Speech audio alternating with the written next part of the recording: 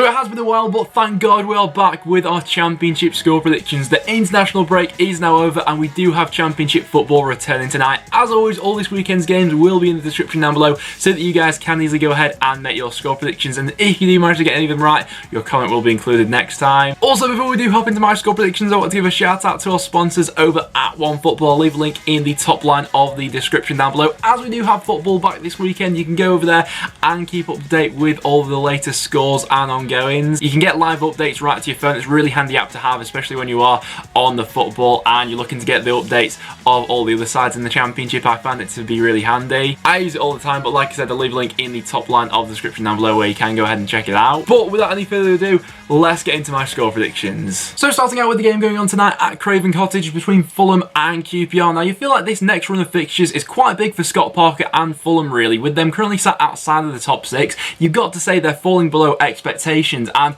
their last run of games, they only got 2 wins in their last 6, have been fairly up and down. Obviously, the last game they had at Craven Cottage was an absolute shambles. They lost 3-0 against Hull City. Had a lot of the ball for that game, but just got caught out on the counter-attack far too much. I feel like QPR will look to play in a similar way to Hull did in that game. They'll look to break fast on the counter, and they certainly have people going forward who could hurt that Fulham side. Although saying that, QPR defensively, they have been a little bit shaky themselves so far this season. Conceding 30 goals, only Barnsley have conceded more. Obviously, QPR yet to keep a clean sheet in the Championship so far this season, and Fulham having the people going forward that they do, especially like Mitrovic, who's sort of their get out of jail free card. You know, even if they're not playing too well, he's always capable of popping up with a goal or two. For this game, I think there's bound to be goals scored. Both of them are quite attack heavy and can score a lot of goals. Fulham under Scott Parker need to start picking up results. QPR won't make it easy for them.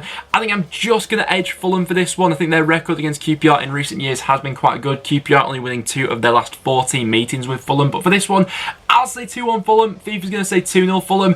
I see goals being scored. Into Saturday's games, we then got Charlton going up against Cardiff. Now, this one's going to be an interesting one. Cardiff, of course, now under the management of Neil Harris, and that appointment, it caught me by surprise a little bit, obviously, after the departure of Neil Warnock, which I do probably think was the right thing to happen. You know, Cardiff weren't going anywhere under Warnock this season. He'd done brilliant things for them, but looking forward to the future, that was the right move. Was it the right move to appoint Neil Harris, though? Only time will tell. I'm still a bit on the fence as to what I think of this one, but what I would say about that Cardiff squad is there's definitely a lot of room to scope that into something moving forward. I still think there's a lot of quality in there. Going up against the Charlton side, who aren't on a particularly great run at the moment. They have been sliding down the Championship a little bit without a win in their last 4 matches. Lee Bowyer has said in the run-up to this game that the striker Lyle Taylor is touch and go if he will be available or not. I think that if he's back for this weekend, that's going to be a massive booster for Charlton and their firepower going forward. And going up against the Cardiff side, who have not been great on the road so far this season, I think that Charlton do stand a good chance in this one. I'm going to go for a 1-1 draw. I think Cardiff may get that new manager bounce, but I don't think there'll be a lot to separate these two. Blackburn against Barnsley is an interesting one. Neither side's on a particularly great run of form at this point in time, but you do feel like that last game before the international break for Barnsley was a real hammer blow for them. Losing the game in the way they did against Stoke City, conceding 4 goals.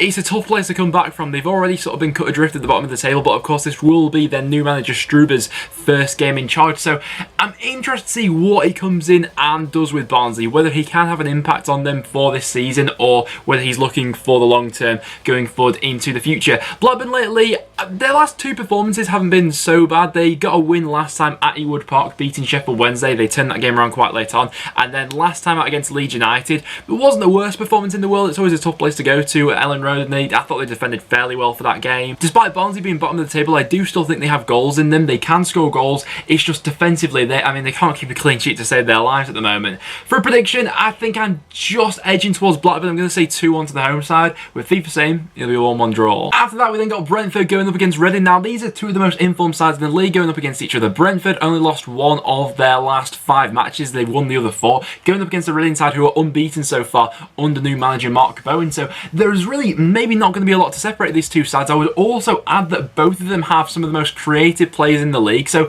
there should also be goals in this one. Although saying that, Brentford have been able to keep things fairly tight at the back so far. Their last game at Griffin Park, they did lose against Huddersfield. Huddersfield were able to frustrate Brentford for large periods of that game and and hit them on the counter-attack going forward, so maybe Reading will look to do the same in this one. But on the whole lately, Brentford really have got their goal scoring touch back lately, and they've seriously closed that gap on the top six. A couple more results like that and we'll be seeing them partying in the top six. With Brentford at the moment, people like Ben Rama, Bimu and Watkins really are hitting full form at the moment, and with how good they have been defensively, I think I'm edging towards Brentford in this one, although saying that, Reading have been excellent lately. I feel like the international break came at a bad time for both these two sides because they were both playing some really good football.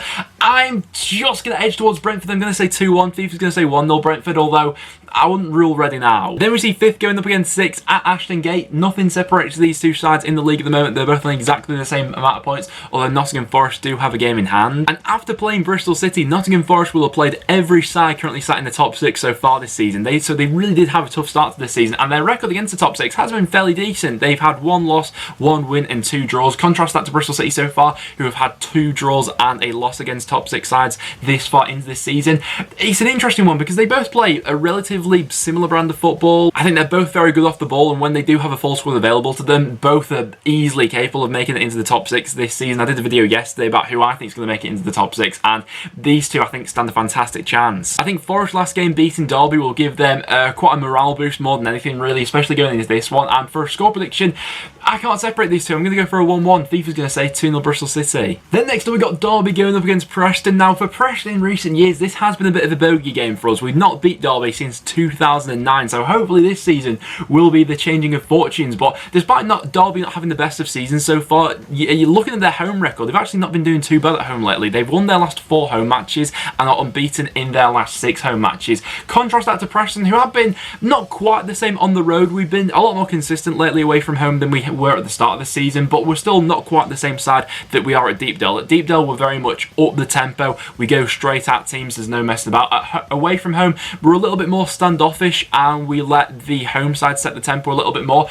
I'm interested to see how Alex Neil approaches this game, though, because I felt like in Derby's last game against Forest, something that Forest did really well for that game was press Derby hard. They forced them into making mistakes, and obviously in the end, that Jayden Bogle pass into Lewis Grabban was what ended up losing Derby the game. So if Preston look to accommodate a similar game plan for this one, we could force Derby into some mistakes, but with our record, they're being absolutely shocking lately.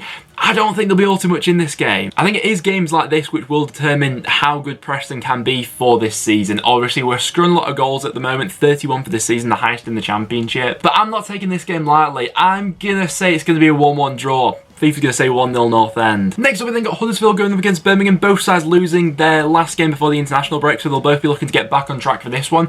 Birmingham, I thought, got a little bit unlucky in that game against Fulham. I thought they played some decent football, but Mitrovic was the difference in that one. Huddersfield in their last game against North End, I thought just sort of run out of steam in that one a little bit, and that game at Deepdale was one too far for them. But at home lately, their record's been decent, and they're going up against a side in Birmingham who, on the road, have been a little bit inconsistent. Birmingham have lost their last 4 matches on the road, so for that reason, Huddersfield are probably going to be fancying their chances going into this one. Obviously, they have been scoring a lot more goals lately, and Birmingham, you never really quite know what you're going to get from them. I think their midfield works really well, but that doesn't always translate into them scoring a lot of goals. And then at the back, you never really know either. Lee Camp's either going to have an absolute masterclass or he's going to drop a clanger, really. So there's never really an in-between with Birmingham. I've noticed that I predict them to draw a lot this season. They've actually only drawn 1 match this far into this season. But for this one, I don't think there'll be a lot in it, but I think being the home side, I'm just going to edge towards Huddersfield in this one. I'll say 1-0. FIFA saying 1-1. Luton going up against Leeds. Leeds put together some decent results before the international break and are currently joint with Preston on 31 points. Currently sat in 3rd on goal difference. Going up against Luton Town, who had a bit of a disaster before the international break. They lost 4 games on the bounce, and their real problem has been they've been conceding too many goals. I think they've only got 1 win in their last 6 matches now. And at home against Leeds isn't the best game to try and bounce back from that. Although, who knows, this could be the one where Luton get their momentum back. I see it being a fairly open game. Obviously, Leeds are going to look to hold on to the ball, be very intense and press Luton when they are off it. But with how that diamond works in midfield for Luton, they could cause some problems if they're on it. Obviously, Patrick Bamford managed to break that goal drought before the international break, albeit it was from the penalty spot scoring against Blackburn. But Leeds have got some players who are in form at the moment. I think that Jack Harrison has been quite an underrated player for them so far this season. He's been chipping in with quite a few goals. Tyler Roberts, since coming into the starting 11, has most certainly made a difference with their creative output going forward. But for this one, I think that Leeds probably will have too much for Luton. I'm going to say 2-0 to Leeds. FIFA saying another 1-1. And then an absolutely massive game at the bottom of the table sees Stoke going up against Wigan. Now, if Stoke do win this game, they'll go 1 point behind Wigan, and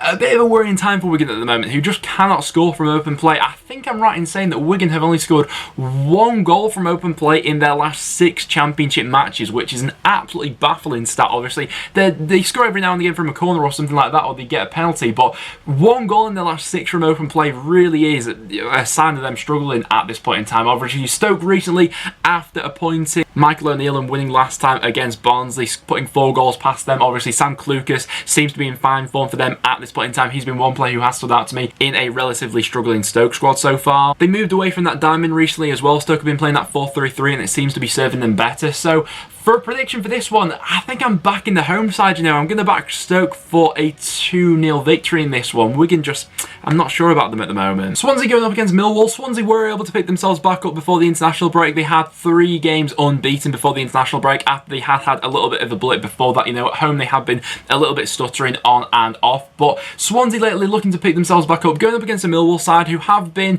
I don't believe they've picked up a win on the road so far this season in the Championship, although they have had quite a few draws in there. I fairly like what I've seen with Millwall so far under Gary Rowett. I think that Jed Wallace is in fantastic form. A few weeks ago we were seeing Tom Bradshaw banging in the goals for them as well. But Swansea lately have seemingly got their goal scoring touch back. I think that win in the derby against Cardiff will be massive for their confidence going forward. You know, we can see that in their later performances they had against Wigan and then Sheffield Wednesday. But back at home after the international break for this one, I think I'm just edging Swansea to get past this one. I'll say 2-1. FIFA's going to say 1-1. Don't think there'll be all too much in it, but I think Swansea may just edge it. And then we see the league leaders West Brom going up against Sheffield Wednesday. Now, we spoke about it in yesterday's video, but West Brom's next 4 fixtures make for quite interesting reading, really. Their next 4 fixtures are all against sides currently going for promotion and sides who are sat in the top 8. So depending on how many points West Brom get from those games, that'll really see us determine what their level is at this season. Obviously, their last 2 games at the Hawthorns have been draws, but over the season so far, the level of play from West Brom, I must say I have been very impressed by. Even watching some of the just passages of play from their last game against Hull, they're just so intricate at times. The one-touch football with Romain Soyes in the middle just dictating the tempo of play. It's absolutely fantastic to watch at times, but Sheffield Wednesday have, on the whole, been a really solid defensive unit, and West Brom could struggle at times to break them down. I think that with Sheffield Wednesday, a lot of their games have been relatively low scoring. They had that mad game against Middlesbrough where they put 4 goals past them, and then since then, all their games have been relatively tight. It's the sort of game going away to the Hawthorns where I see Wednesday going there looking to soak up the pressure. One thing they don't want to happen is for them to have Stephen Fletcher to be up front and then him just to be isolated for the entire match. I think that has happened a few times with Wednesday lately, but given the quality in both squads, I think that West Brom will probably come through this one. So I'm going to back West Brom for a 2-1 home victory, with FIFA saying it'll be another 1-1 draw. And then as the Sunday kickoff, we got Middlesbrough going up against Hull. Now, with Middlesbrough currently sat in the bottom 3 of the Championship, they need to start picking up results or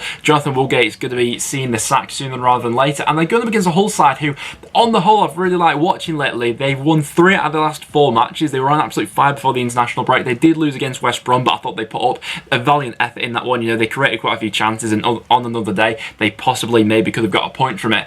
Middlesbrough, I'd say a lot of their games that they've had at the Riverside have been fairly tight. Apart from that one they had against Sheffield Wednesday, they've all sort of been within 1 goal that they've been losing by, or they've been drawing a couple here and there. Their problem lately has been scoring goals, although they did put 2 past QPR. British Sumberlonger with 2 goals in that game. He's going to be someone who's going to be absolutely crucial to their survival this season, you know. I still think Sumberlonger is a quality striker if he's on form, if his mentality's right. He knows where the back of the net is, and Middlesbrough need to take full advantage of that. Hull so far, I'd say, have been one of the best counter-attacking sides in the Championship, so that's an avenue where they could really hurt this Borough defence, who has been looking quite flaky. Hull are impossible to predict, and I'm not sure if I've ever got a Hull prediction right so far this year. So for a prediction for this one, I'm going to stick my neck on the line. I'm going to go for maybe an upset and say that Borough will actually win this one by 1-0. I don't think there'll be a lot in this one. FIFA saying 1-0 Hull.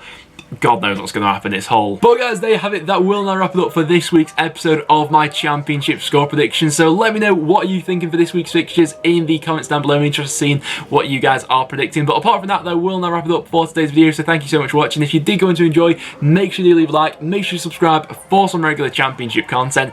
But apart from that, thanks very much for watching, and I'll see you all in the next one.